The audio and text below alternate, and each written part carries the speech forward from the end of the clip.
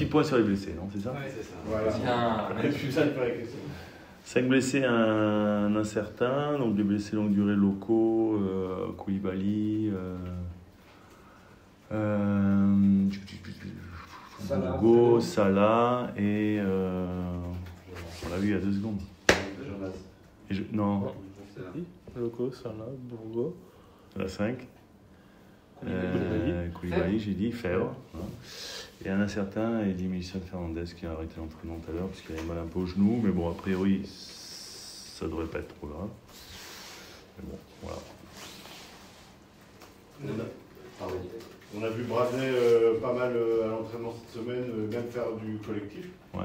C'est bon signe, ça se rapproche. Bah, c'est ses premiers jours d'entraînement avec le groupe, donc c'est des entraînements aménagés, donc c'est vrai que c'est plutôt une bonne nouvelle. Pour lui et puis pour nous. Après, bon, le chemin est encore long pour trouver la forme et la capacité à pouvoir postuler pour jouer, quoi. Mais il est évident qu'on est plutôt sur la fin, donc c'est bien. Le chemin est long, c'est-à-dire qu'il y a quand même un espoir de le voir jouer, postuler. J'espère que d'ici sur les 2-3 derniers matchs, il puisse postuler. Après, on verra un peu les contenus de ces semaines, comment il sent et tout ça. On va rien précipiter non plus.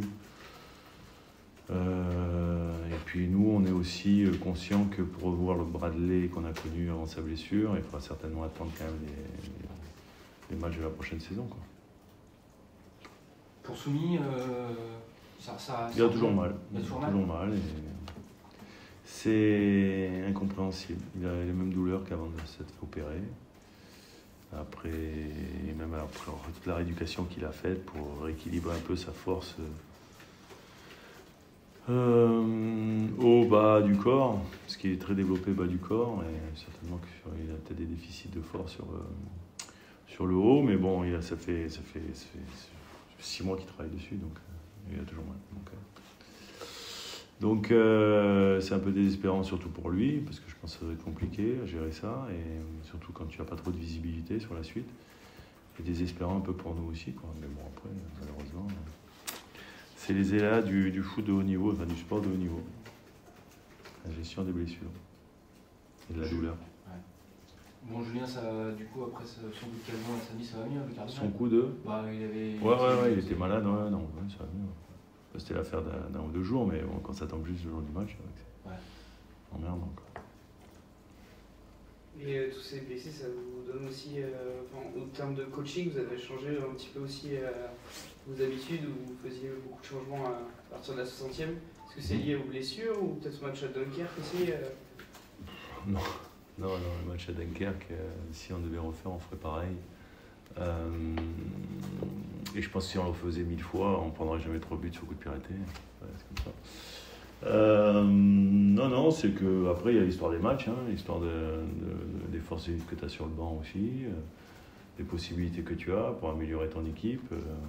Donc chaque match a son histoire, et c'est vrai que peut-être qu'à Saint-Etienne, on reviendra à 5 changements, mais je ne suis pas sûr non plus. Donc on verra. On s'adapte. C'est quand même des blessés qui vous donnent moins de cartouches ou... Forcément, quand tu as plus de blessés, tu as moins de choix, mais en même temps, on aura quand même 20 joueurs sur le banc, avec les blessés, je pense. Donc voilà, on aura quand même les choix pour faire du coaching si on juge opportun. Après, et sur le match de Toulouse et sur le match de Monaco, c'est vrai que rentrer dans ce genre de match qui était très incertain, on aurait pu se ménager une fin de match plus tranquille à Toulouse, mais bon, on n'a pas su le faire. Mais sur les fins de match qui étaient très serrées, c'est vrai que c'est pas si évident non plus que d'entrer dans ce genre de match. Donc voilà, mais bon, en tous les cas, ceux qui sont rentrés sur le match de Monaco ont fait plutôt des bonnes rentrées, et ça c'est plutôt un bon signe, quoi. Pour finir sur Romain, tu nous disais une semaine qu'il passe des examens complémentaires là, pour sa douleur derrière le genou, ça en est à quoi du coup en même temps? Il n'y a rien de spécial sur les examens, donc, mais bon, lui il a toujours une douleur, donc voilà. Ok. Là, en cette fin de saison, on voit depuis qu'il y a ce rythme d'un match par semaine, il y a quand même un système et un 11 type qui s'est dégagé quand les blessures le permettent.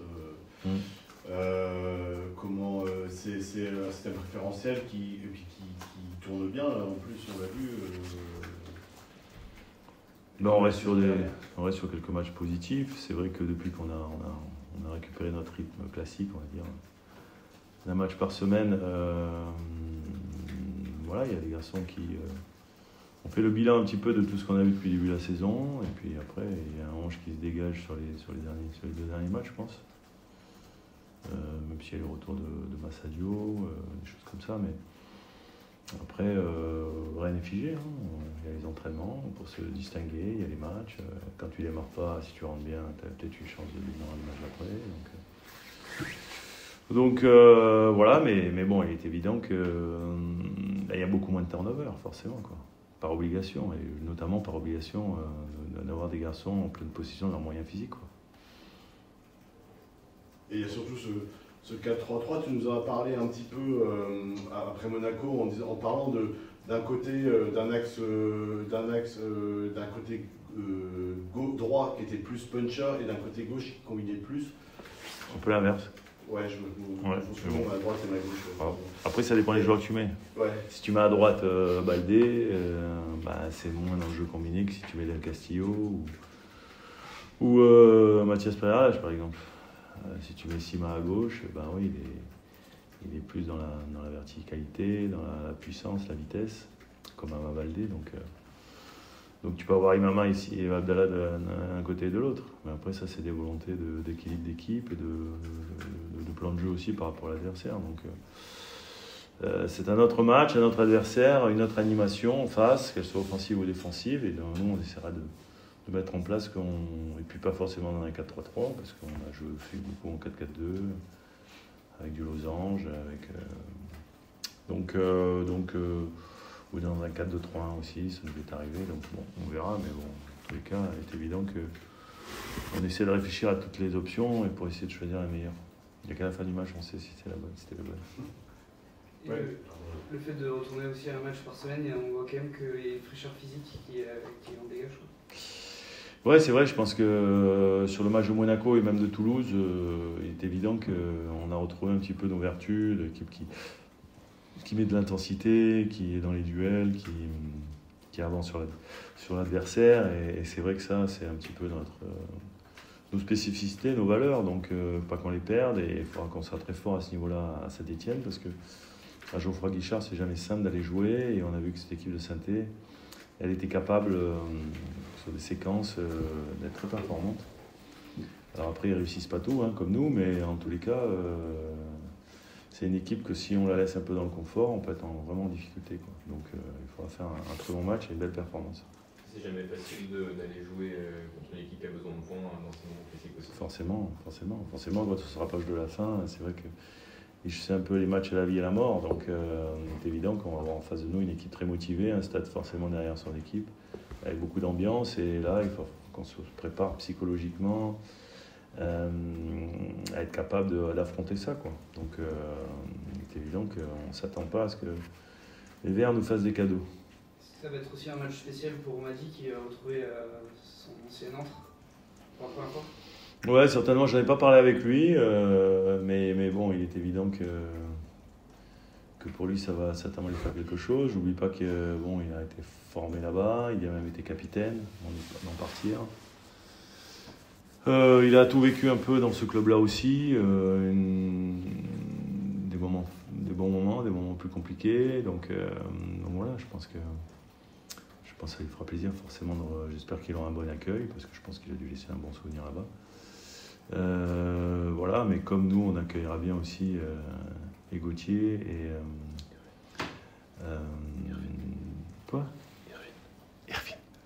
Irvine Cardona. Ouais, ça nous fera plaisir de les revoir aussi. Alors, je ne les ai pas trop côtoyés, un peu Irvine, parce que quand je suis arrivé, il est parti un mois après, mais bon, on avait pu discuter, donc j'aimais bien sa fraîcheur et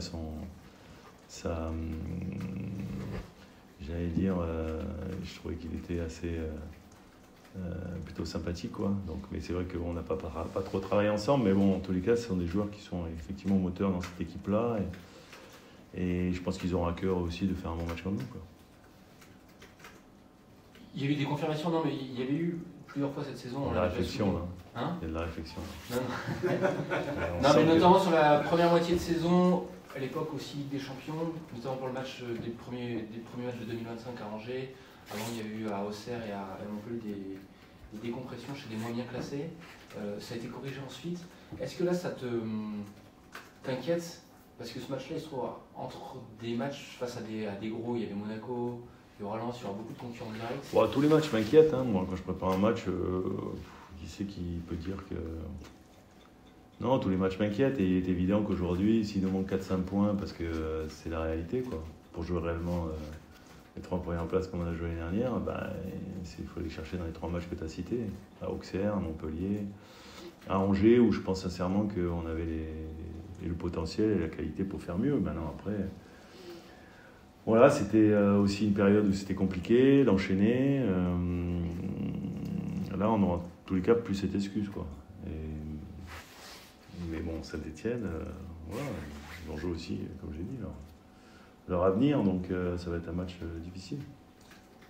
Ou est-ce qu'à l'inverse, les joueurs peuvent se dire aussi on n'a plus le droit à l'erreur, c'est maintenant si on essaie d'aller gratter une 7e place. Nous, de notre côté, il est évident qu'on prépare le match pour essayer d'aller gagner. Hein.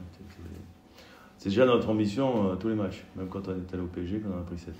Donc on va partir avec cette ambition-là. Est-ce qu'on sera capable de la réaliser? Ça, j'en sais rien, mais en tous les cas, il est évident que pour nous, si on veut se ménager une fin de saison un petit peu excitante, ça passe par un très bon résultat à Geoffroy Guichard. Est-ce qu'il y a de l'influence Parce qu'on regarde les résultats des autres, des concurrents directs, ça va jouer Lens joue ce soir, les autres demain, et les matchs directs demain. Strasbourg. En fait, il y a une limite, c'est que quand je regarde, ça se passe jamais comme je veux. Donc, je crois qu'il ne faut pas trop regarder. Hein. Toi, tu vois que Saint-Étienne peut marquer à la dernière minute de la première mi-temps sur un penalty qu'il le rate contre Lens. C'est évident que pour nous, ça aurait été mieux que Lens ne gagne pas. Quand tu vois que Reims aurait dû certainement avoir un penalty ou deux contre, je ne sais plus contre qui jouait le dernier match, contre Strasbourg. Il aurait été mieux que Strasbourg ne gagne pas. Mais bon, tu peux rien y faire. Moi, j'aime bien essayer de contrôler ce que je peux contrôler. Les autres, on peut pas les regarder à la télé, donc non, on ne regarde pas plus que ça. Et en plus, c'était à 6 journées de la fin. Allez, tu pourrais dire dans les 2 dernières journées, pourquoi pas être attentionné aux résultats des autres. Donc, ce qui est important, nous, c'est qu'on prenne le maximum de points jusqu'à la fin de la saison, et puis après, on fera le bilan, tout simplement, quoi. Tu l'as évoqué dans les rotations, le jeu combiné, etc. Delcasse a revu une blessure il y a assez peu de temps. Tu le trouves comment? Est-ce qu'il retrouve... On manque de rythme. Tu le trouves, ouais.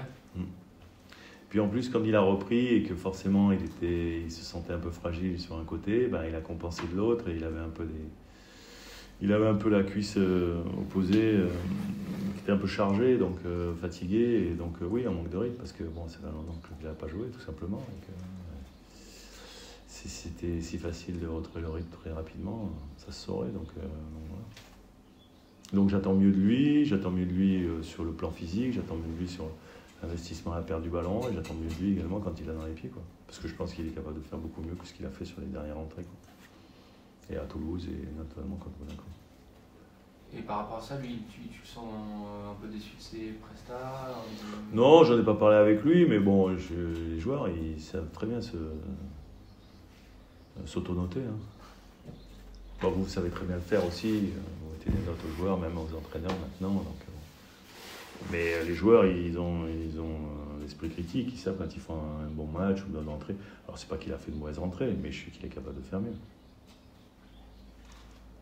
Pour revenir à ce que tu disais sur la question de contrôler, savoir ce que vous pouvez contrôler, est-ce que vous commencez déjà, il y a des petits calculs sur à partir de combien de points on peut être en Europe, etc. Ou c'est des choses qu'on... Non, il faut faire 18 points, quoi. Ouais. Il y a 6 matchs, il faut faire 18 points, et je pense qu'on aura une bonne chance d'être en Europe. Les calculs, oui, c'est ça. 3 fois 6. Yes. D'ailleurs, sur tes... Et c'est compliqué, c'est difficile. Hein. Sur les objectifs chiffrés, par bloc, par phase, etc. Ouais. Là, vous êtes... Là, on était sur un bloc de 4. Là. Bloc de 4. On a fait 2 matchs déjà, on a déjà réussi l'objectif que les joueurs c'était. Ok.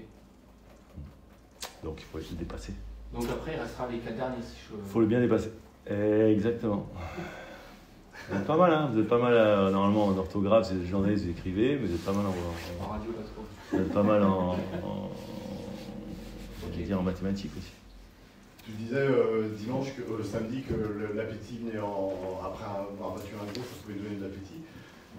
Est-ce que justement, tu sens auprès de tes joueurs, ils en parlent? Est-ce qu'il y a une excitation comme Non, il devait y avoir l'année dernière? pas spécialement, parce que il n'y a pas d'euphorie particulière. Non, moi, ce que je ressentais, c'est que c'est vrai qu'on avait souvent été confronté un petit peu à un plafond de verre quand on jouait ces équipes un peu qui briguaient les premières places. Et on l'a vu même l'année dernière dans le sprint final, Monaco était venu gagner chez nous. Et en plus, sur ce match de Monaco, et je l'avais dit avant, on n'a souvent pas été récompensé des bons contenus de match qu'on faisait contre eux. Donc là, je trouvais que c'était un petit peu un juste retour aux choses, retour des choses. Donc bon, mais voilà, si on veut se mêler à une lutte avec 4-5 équipes qui briguent les places européennes, il faut être capable de montrer qu'on peut se mettre à la hauteur et de les battre. On va jouer Lens, on va jouer Lille, on va jouer Nice. Voilà, ça va être des challenges fantastiques, mais avant ça, c'est à ce match de Saint-Étienne, parce que si tu perds à Saint-Étienne, forcément, ça va être compliqué. Tu vas encore laisser des adversaires te distancer forcément. Donc, et comme on n'est pas en avance, on est plutôt en retard, on n'a plus de temps à perdre. D'où ce match de Saint-Étienne revêt une importance capitale. C'est toujours le match qui suit qui est le plus important. On t'a pas demandé si c'était un match charnière, mais... Charnière. Il est charnière, il est vraiment charnière. Tu as raison. C'est le bon terme. Pierre Lesmelou, est-ce que tu trouves qu'il monte en intensité? Je trouve qu'il est physiquement, il est mieux. Je trouve. C'est-à-dire que je retrouve un peu Pierre dans sa capacité à gratter des ballons. Ce qu'il a eu du mal à faire avec cette saison qui a été très chaotique pour lui en termes de blessures, de rechutes, de reprises. Donc, et je pense quand il aura atteint complètement cette plénitude physique, sur laquelle je pense, et après laquelle il court encore un petit peu, mais il sera encore meilleur techniquement, quoi. Parce qu'on s'est toujours lié, le physique et la technique. Donc voilà, mais Pierre, ça reste un joueur majeur pour nous. Donc on sait en tous les cas, et pour en avoir parlé avec lui, qu'il va donner le maximum jusqu'à la fin de la saison, parce qu'il a envie déjà de bien finir lui, mais surtout que l'équipe puisse aller chercher quelque chose, quoi. Donc il est à l'image de tous les autres joueurs leaders de notre équipe, quoi. Merci. Okay. Allez.